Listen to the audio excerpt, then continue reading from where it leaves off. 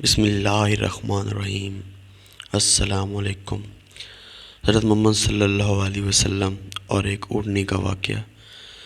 حضرت سلمہ رضی اللہ تعالیٰ عنہ بیان کرتی ہیں کہ ایک دفعہ حضور نبی اکرم صلی اللہ علیہ وسلم ایک صحرا میں سے گزر رہے تھے اور کسی ندا دینے والے نے آپ صلی اللہ علیہ وسلم کو یا رسول اللہ کہہ کر پکارا۔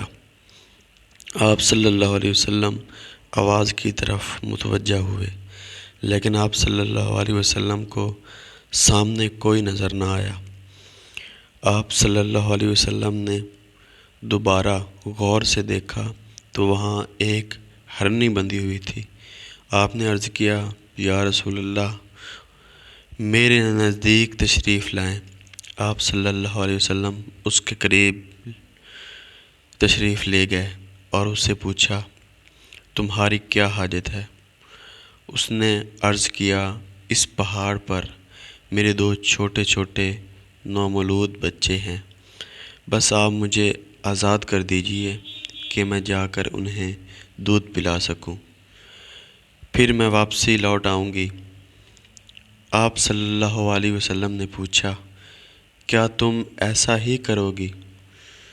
اس نے عرض کیا، اگر میں ایسا نہ کروں تو اللہ تعالیٰ مجھے سخت عذاب دے۔ پس آپ صلی اللہ علیہ وسلم نے اسے آزاد کر دیا۔ وہ گئی، اس نے اپنے بچوں کو دودھ پلایا اور پھر واپس لوٹ آئی۔ آپ صلی اللہ علیہ وسلم نے باندھ دیا۔ پھر اچانک وہ عرابی جس نے اس ہرنی کو باندھ رکھا تھا ادھر آ گیا اور اس نے عرض کیا، یا رسول اللہ میں آپ کی کوئی خدمت کر سکتا ہوں؟